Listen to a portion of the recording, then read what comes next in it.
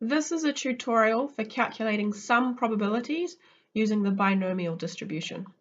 Just like before, I'll be using a Casio graphics calculator.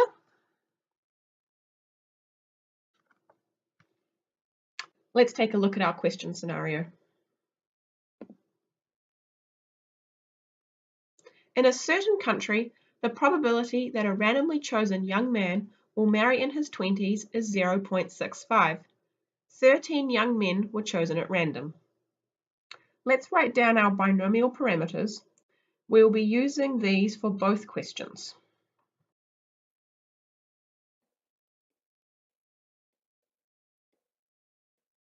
The number of trials we have is 13, and our probability of success 0.65. Our first question is, what would be the probability less than 5 would marry in their 20s? So that could be 4, 3, 2, 1, or 0 men getting married. See how this covers a range of probabilities and is not about one individual number, like in the point probabilities covered in a previous tutorial? So our probability statement will be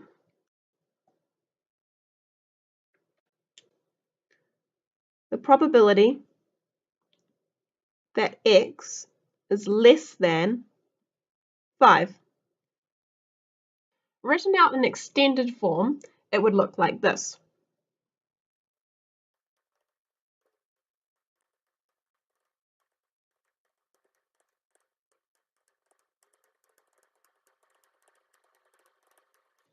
The probability of x equaling 4, equaling 3, equaling 2, equaling 1, and equaling 0, all added together.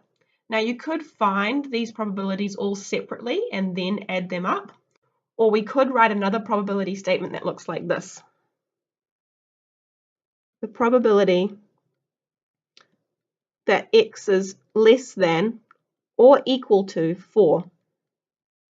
This is the same as written above and is the probability statement we'll be using in the calculator.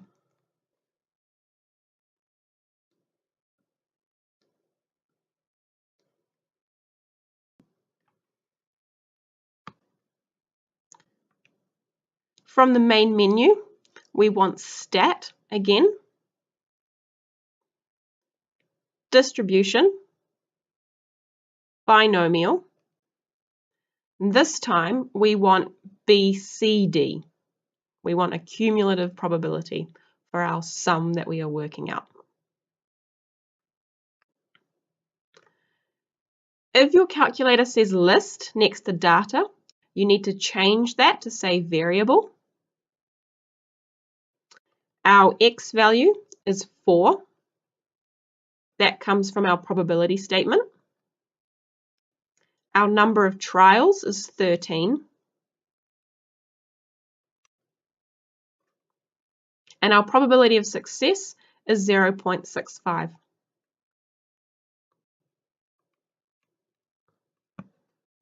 So checking the display, we have that our x value is 4, number of trials is 13, and probability of success 0.65. So we'll execute that. And there's our answer that we're going to write down to 4 decimal places.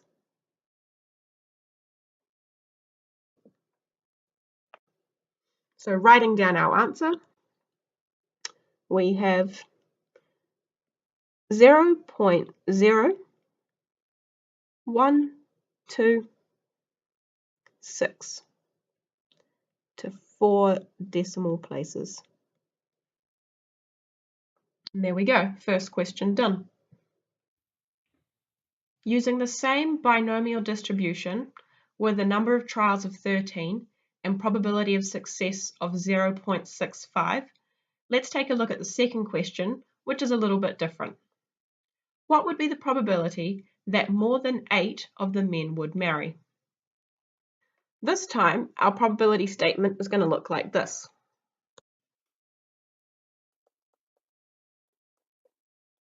The probability that x is more than 8. Written out in extended form, we would have this.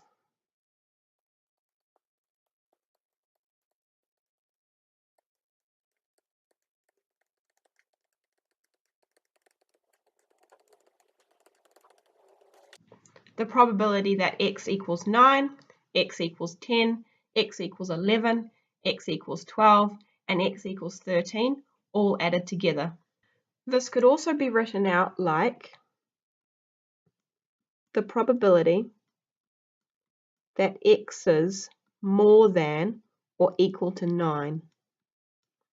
Now what you should notice is that the inequality signs this time are the opposite way round to what they were in the first question.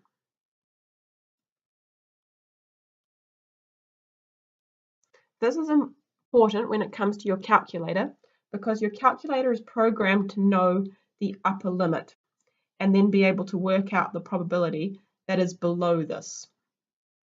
So in this case, if we were to write 9 into our calculator, it's going to be thinking it's working out the probability for 9, 8, 7, 6, 5, 4, 3, 2, 1, 0, which is not actually what we want and is going to give us the wrong answer.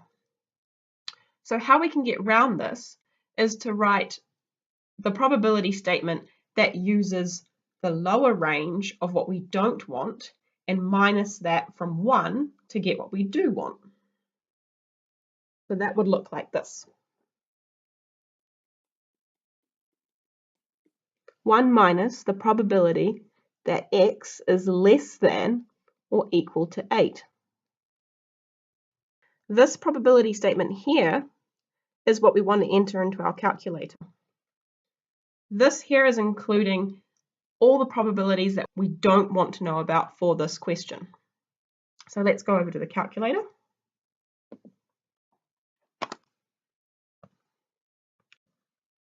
So again, the stat menu, distribution, binomial, BCD. Make sure it says variable. This time our x value is 8. Our number of trials is still 13, and our probability of success is still 0.65. So this is the number that we're wanting. Let's write that into our calculation. So we have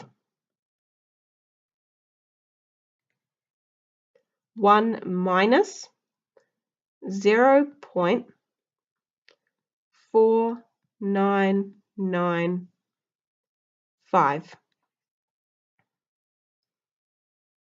And finally, working out what that is, we get 0.5005 to 4 decimal places.